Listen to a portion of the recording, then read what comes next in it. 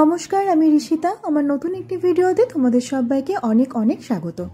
সামনেই তো নববর্ষ, আর নববর্ষ স্পেশাল রেসিপি হিসাবে মাটন ভুনা কিন্তু তোমরা বাড়িতে বানাতে পারো। যদি কেউ আমার ভিডিওটি নতুন দেখছো, মানে নতুন ভিউয়ার্স কেউ থাকো, তাদেরকে একটাই রিকোয়েস্ট করব, প্লিজ চ্যানেলটিকে সাবস্ক্রাইব করে আমার এই ছোট্ট পরিবারের সদস্য হয়ে যাও। আর যারা অলরেডি আমার সাবস্ক্রাইবার্স বা ফ্যামিলি মেম্বার্স আছো, তাদেরকে অনেক অনেক ধন্যবাদ আমার ভিডিওগুলো দেখার জন্য। এখানে আমি 1.5 কিলো মতো মাটন নিয়েছি। একটু বড় পিস করে কাটতে হবে মাটনগুলোকে, বা কাটিয়ে আনতে হবে। আর মাটনগুলো একটুখানি চর্বি সমেত নেবে, তাহলে স্বাদটা ভালো হয় রান্নাটার। প্রথমেই আমি এখানে অ্যাড করে দিচ্ছি 2 চামচ আদা রসুন বাটা। আদা রসুন বাটার সময় রসুনের পরিমাণটা আমি একটু বেশি দিই, আর আদার পরিমাণটা একটু কম। 2টো পেঁয়াজ আমি ভেজে বেরেস্তা বানিয়ে রেখেছিলাম, সেই বেরেস্তার থেকে অর্ধেকটা পরিমাণ বেরেস্তা আমি এখানে অ্যাড করে দিচ্ছি পরিমাণ মতো নুন, আর দিয়ে দেবো এখানে পরিমাণ মতো হলুদ গুঁড়ো আর শুকনো লঙ্কার গুঁড়ো। লঙ্কাটা এখনই বেশি দিও না, পরে যে যেমন ঝাল পছন্দ করো সেরকমভাবে অ্যাড করো। বেরেস্তা ভাজার যে তেলটা ছিল, সেই তেলটার থেকেই আমি 3 থেকে 4 চামচ আমি এখানে অ্যাড করে দিলাম। এবারে মাটনটাকে খুব ভালো করে মাখতে হবে। বেশ কচলে কচলে হাত দিয়ে মাটনটাকে ভালো করে মেখে নাও, যাতে মশলাগুলো প্রত্যেকটা মশলাই মাটনের গায়ে খুব ভালো করে লেগে থাকে। মাটনটা মাখতে একটু টাইম লাগে, অ্যাটলিস্ট 7 থেকে 8 মিনিট ধরে মাটনটাকে খুব ভালো করে মেখে নিতে হবে। মাটনটা মাখা হয়ে গেলে পরে এই ম্যারিনেট করে রাখতে হবে, ধরো 1 থেকে 1.5 ঘন্টার মতো। ম্যারিনেটটা আমার হয়ে গেছে। বেরেস্তা ভাজার তেল থেকে আমি 1 চামচ তেল কড়াইতে অ্যাড করলাম। এবারে ম্যারিনেট করা মাটনটা আমি এখানে অ্যাড করে দিচ্ছি। এবারে 7 থেকে 8 মিনিট ধরে তোমাকে মাটনটাকে একটু কষিয়ে নিতে হবে। খুব হালকা করে কষানো হবে, মিডিয়াম ফ্লেমে রেখে। ফ্লেম হাই হবে না, হাই করলে কিন্তু তলায় লেগে যাবে, সেটা ভালো লাগবে না খেতে। তো সেই কারণে মিডিয়াম ফ্লেমে রেখে মাটনটাকে একটু নাড়াচাড়া করে নাও বা হালকা করে কষিয়ে নাও। যখন দেখবে মাটন থেকে একটু হালকা হালকা করে জল ছেড়ে আসছে, তখন আমরা নেক্সট স্টেপটার দিকে যাব। বেশ খানিকক্ষণ আমি ঢাকা দিয়ে রেখেছিলাম, তারপরে মাটনটাকে আরও একবার একটু নাড়াচাড়া করে নিচ্ছি। দেখো খুব সুন্দর করে একটু হালকা হালকা করে জল ছেড়ে আসছে। ঠিক এরকম সময় গ্যাসের ফ্লেমটাকে বন্ধ করে দিতে হবে। মাটনটাকে আমি এবারে প্রেসার কুকারের মধ্যে ট্রান্সফার করে নেব। ধীরে ধীরে করে পুরো মাটনটা আমি প্রেসার কুকারের মধ্যে ট্রান্সফার করে নিচ্ছি। খানিকক্ষণ প্রেসার কুকারে কুক করে নিয়ে মাটনটাকে আবারও আমি কড়াইতে ট্রান্সফার করব।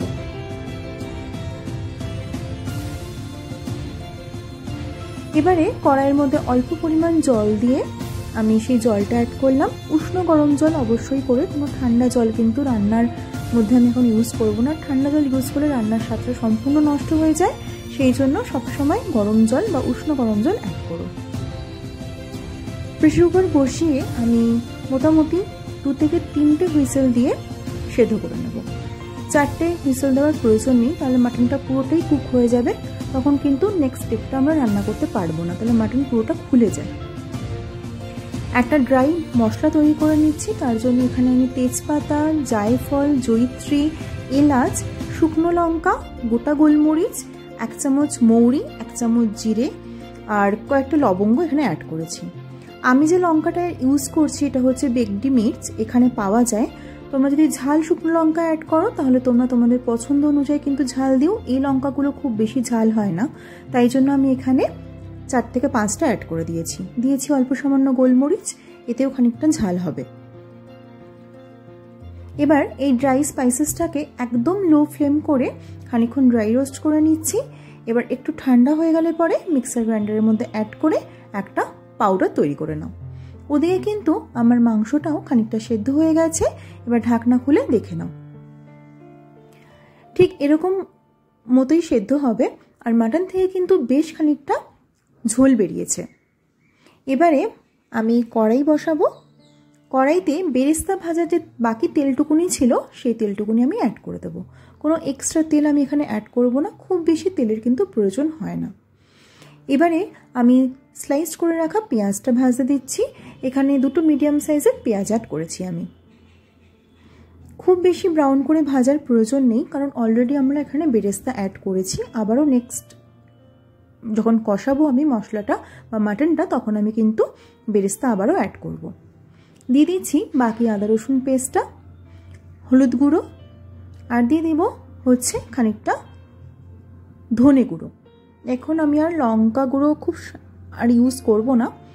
আর ড্রাই স্পাইসেস যেটা আমি বানিয়ে রেখেছিলাম সেটার থেকে খানিকটা পাউডার আমি এর মধ্যে অ্যাড করে দিচ্ছি। এবার পেঁয়াজটাকে এই মশলার সাথে খুব ভালো করে কষিয়ে নাও।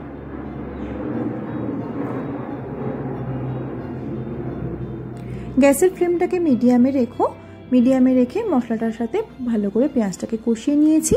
এবারে সেদ্ধ করা যে মাটনটা আছে সেই মাটনটা আমি এখানে ধীরে ধীরে অ্যাড করে দেবো। এবারে একটুখানি সময় সাপেক্ষ ব্যাপার, কারণ যত সুন্দর করে আমি কষাবো তত সুন্দর একটা কালার হবে, আর মাটনের টেস্টটাও কিন্তু অপূর্ব হয় খেতে। খুব ভালো করে এবার মশলার সাথে সবকিছু দিয়ে মাটনটাকে আমি খুব ভালো করে কষিয়ে নেব। খুব ভালো করে এই কারণেই বলছি, কারণ আমরা সবাই জানি যে ননভেজ বা ধরো চিকেন মাটন যেটাই হোক না কেন, যত বেশি সুন্দর করে কষানো হয় তত কিন্তু এর স্বাদটা বেড়ে যায়। বাকি যে মশলাটা ছিল আমার কাছে সেই মশলাটা আমি এখন অ্যাড করে দিলাম। কষানোটার উপরই কিন্তু রান্নাটা ডিপেন্ড করছে, যে যত বেশি ভালো করে কষাবে রান্না কিন্তু ততটাই ভালো হবে। দিয়ে দিচ্ছি এবার একটু লেবুর রস।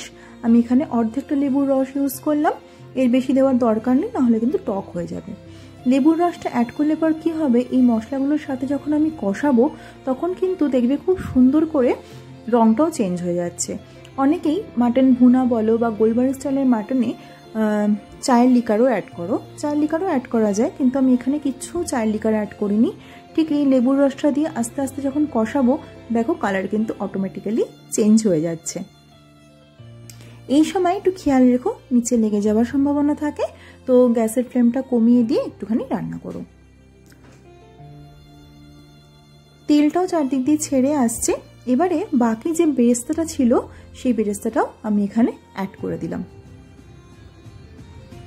এটা দিলে পর এত সুন্দর টেস্ট হয়, মানে তোমাকে কি বলবো, একবার বাড়িতে রান্নাটা করে দেখো তোমরা, আশা করছি রেসিপিটি কিন্তু বেশ ভালো লাগবে। দেখেছো কি সুন্দর করে কালারটা চেঞ্জ হয়ে গেছে। এই জন্যই আমি আগে ওই পেঁয়াজটা আর বেশি ভালো করে ভাজিনি, কারণ বেরেস্তাটা অ্যাড করেছি বলে। সেদ্ধ করা মাটনের যে গ্রেভিটা ছিল সেটা অ্যাড করে দিলাম।